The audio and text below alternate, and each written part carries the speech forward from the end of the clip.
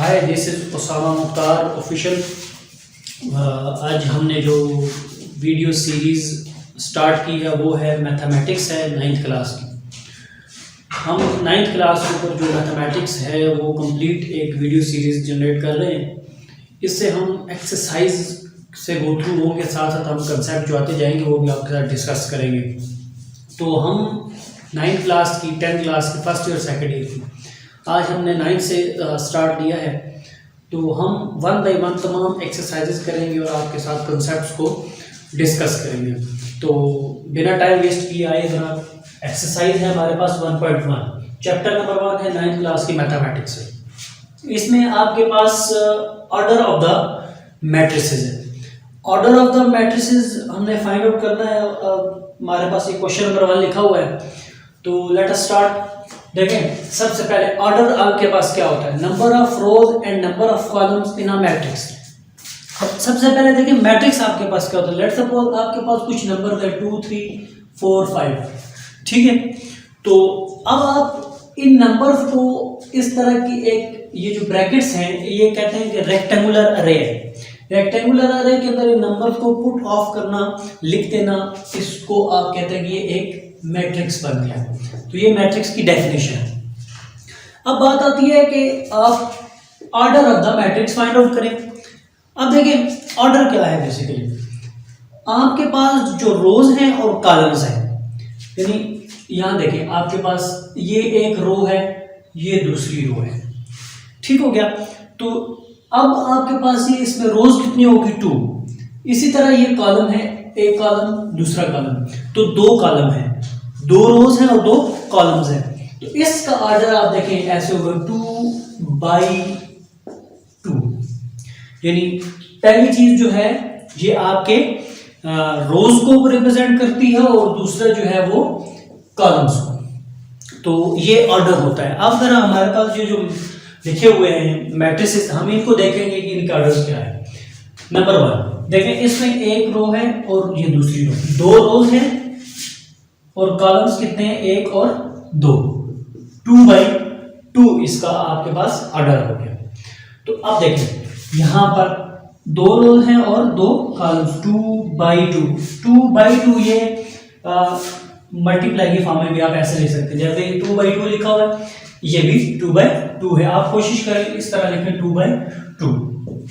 यहां देखिए आपके पास ये एक रो है, एक ये कॉलम है और एक ये कॉलम है, ठीक हो गया। तो अब आपके पास 1 by 2, एक रो 2 कॉलम हो गए। इसी तरह आपके पास डी मैट्रिक्स है, यहाँ पे एक रो, दूसरी रो और तीसरी रो। ये एक नंबर जो है इटसेल्फ ये भी एक रो है।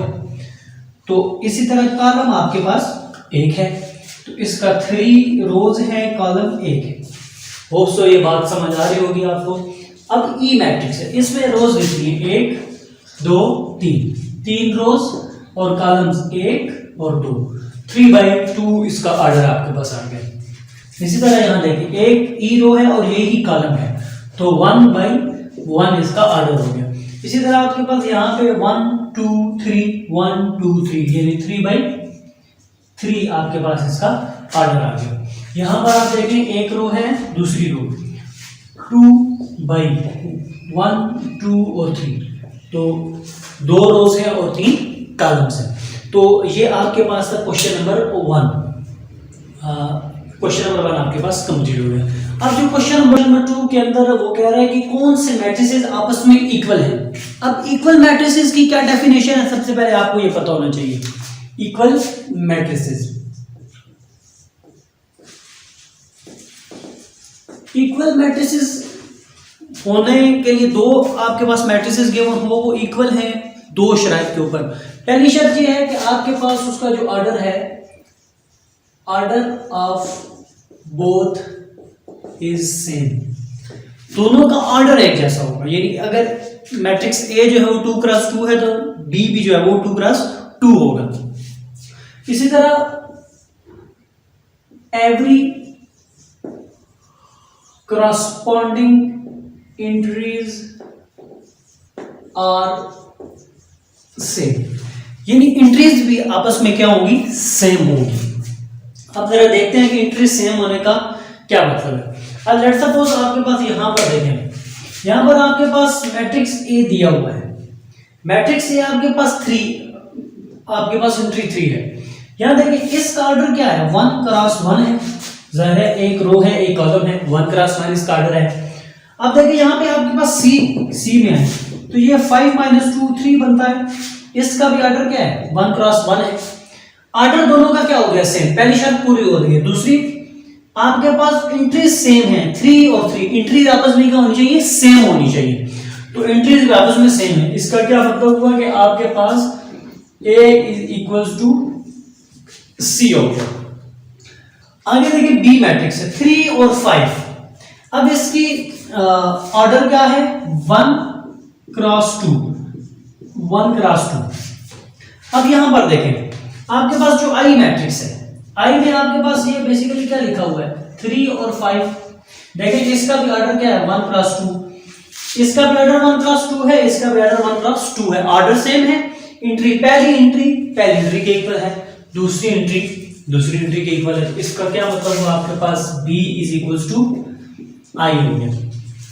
इसी तरह आप देखें तो आपके पास यहाँ पे देखें 2 और 6 है, यहाँ पे 3 - 1 2 है और 3 + 3 6 है, ये भी 2 6 लिखा हुआ है, ये भी 2 6 लिखा हुआ है, ऑर्डर भी सेम है, एंट्रीज भी सेम है, तो F = G आ गया।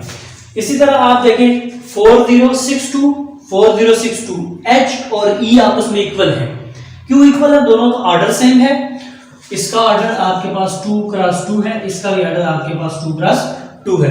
और देखें यहाँ पे ये पहली एंट्री है, इधर पहली एंट्री के इक्वल है, ये दूसरी एंट्री के इक्वल है, तीसरी एंट्री के इक्वल है, चौथी एंट्री के इक्वल है। इसको कहते हैं करस्पॉन्डिंग एंट्रीज है। तो करस्पॉन्डिंग एंट्रीज इक्वल हो और ऑर्डर सेम हो तो आपके मैट्रिसेस आपस में इक्वल हो जाते हैं। इसका मतलब ये हुआ कि E = H हो गया। और अब आपके पास J2 + 2 2 - 2 ये 0 हो गया, यानी ये मैट्रिक्स क्या बन गया, 4 0 6 2। तो इसका और इसका ऑर्डर आपस में सेम है, इसका मतलब कि E H और J आपस में इक्वल है। तो होप सो ये आपको क्वेश्चन नंबर 2 समझ आया होगा। आपने सिर्फ ये बताना था कि इक्वल मैट्रिसेस आपस में कौन से हैं, ऑर्डर सेम होना चाहिए, करस्पॉन्डिंग एंट्रीज सेम है। क्वेश्चन नंबर 3, क्वेश्चन नंबर 3 में आपने A B C D की वैल्यूज कैलकुलेट करनी है, चारों की आपने वैल्यूज निकालनी है। अब देखें आपके पास यहाँ पर सेंटर में क्या दिया हुआ है, इक्वल। देखें इसका ऑर्डर क्या है, 1 और 2 रोज है और 2 ही कॉलम्स है। इसी तरह इसमें 2 रोज और 2 कॉलम्स है, दोनों का ऑर्डर क्या है, 2 क्रॉस 2, ऑर्डर दोनों का सेम है। अब जब सेंटर में इक्वल लिखा हुआ है, इक्वल मैट्रिसेस हो गए। इक्वल मैट्रिक्स में ये होता है कि आपकी पहली एंट्री दूसरे की पहली एंट्री के इक्वल होती है। इस तरह आपके A + C = 0, ठीक हो गया। तो ये आपके पास इक्वेशन नंबर 1 बन जाएगी। दूसरी एंट्री दूसरी के इक्वल, तीसरी की चौथी की, यानी हर करस्पॉन्डिंग एंट्री आपस में एंट्रीज जो वो आपस में इक्वल होती है। A + C = 0 आ गया। यहाँ पर आपके पास A + 2B = -7, C - 1 = 3 और आपके पास 4D - 6 = 2D। तो ये आपके पास 4 डिफरेंट इक्वेशंस आ गई। अब यहां से हम इनको सिमल्टेनियसली सॉल्व करेंगे। सिमल्टेनियसली का ये मतलब होता है कि एक से एक वैल्यू आएगी, यहां से C की वैल्यू आ जाएगी, इधर पुट कर देंगे A की आ जाएगी। तो इस तरह हम इन चारों को सॉल्व करेंगे और यहां से A B C और D की वैल्यूज निकालेंगे। तो यहां देखिए आप इक्वेशन नंबर 3 से देखें, आपके पास लिखा है C - 1 = 3, C = 3 और -1 इक्वल इस साइड पर, इस साइड पे आके प्लस हो जाएगा, तो ये क्या बन गया 4। C = आपके पास 4 आ गया, ठीक हो गया, एक वैल्यू आपके पास आ गई। अब इसको आप पुट करेंगे, पुट इन 1 इक्वेशन नंबर 1 के अंदर। इक्वेशन 1 क्या है, A + C = 0, C की वैल्यू आपके पास 4 है, C की जगह उसकी वैल्यू पुट कर दी। तो A = ये +4 है तो इधर आके -4 हो जाएगा। तो A = -4, ये दूसरी वैल्यू भी आपके पास आ गई। अब इसी तरह आप देखें आपके पास यहाँ पे इक्वेशन नंबर 4 से आपके पास क्या है, 4D - 6 = 2D। यहाँ आप ये कर सकते हैं कि 4D है, 2D इधर प्लस का, इधर आके माइनस का, -6 इधर है तो इधर आके प्लस का हो जाएगा। तो 4d minus 2d, 2d is equal to 6, d is equal to 6 by 2, 2 इधर मल्टीप्लाई और इधर आके डिवाइड, 2 1 2 2 3 टाइम्स, तो d आपके पास क्या आ गया 3। अब आपके पास एक वैल्यू रहेगी किसकी, b की। इक्वेशन नंबर 2 में जाए, इक्वेशन नंबर 2 क्या है आपके पास, a plus 2b is equal to minus 7। अब a की वैल्यू आपके पास ऑलरेडी है -4, तो पुट करें b की वैल्यू निकाल लें, -4 plus 2b is equal to -7, 2b is equal to -7 plus 4, तो ये -4 तो इधर आके प्लस हो गया, माइनस का 7 प्लस का 4, देखिए बड़ी टर्म के साथ क्या माइनस, छोटी टर्म 4 है तो इससे माइनस हो जाएगी 3, b इज इक्वल टू -3, 2 इधर मल्टीप्लाई हो रहा है, इधर आगे डिवाइड हो जाएगा। तो आपके पास चारों वैल्यूज जो है a b c and d की आ गई हैं, तो हमारे पास जो एक्सरसाइज 1.1 है वो कंप्लीट हो गई है। तो इंशाल्लाह अगली वीडियो में हम 1.2 एक्सरसाइज के साथ मिलेंगे। Thanks for watching.